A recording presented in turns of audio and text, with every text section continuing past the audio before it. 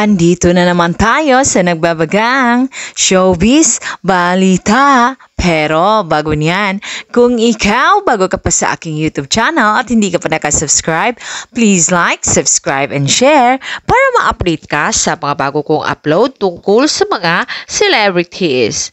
Panoorin natin ang video ni Labi Po kung saan pagkatapos ng kanyang honeymoon ay bumalik agad sa kanyang trabaho. Panoorin natin!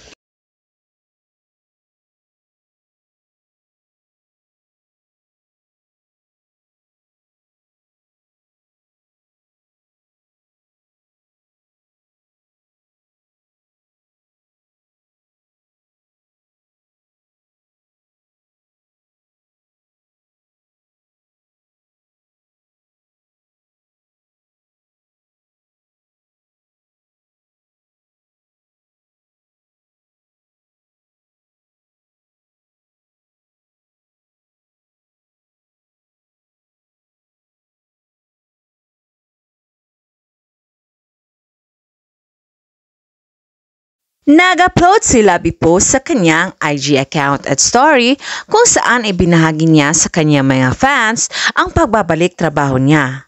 At ngayon ay nasa Milan sila, kasama niya si Coco Martin at mga iba pang mga artista para sa ASAP official show sa Milan para sa mga Pinoy at OFW doon na manonood.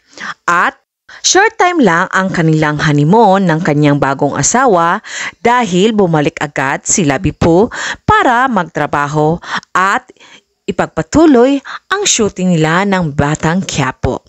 At ibinahagi nga ni Labi Po na busy nga ang kanyang mga schedule ngayon pagkatapos ng bakasyon niya dahil sa kanyang kasal. At ngayon ay nagbabalik si Mukang sa Batang Quiapo. Panoorin natin ang video ni Labi Po at huwag kalimutang maglagay ng komento sa kanyang video.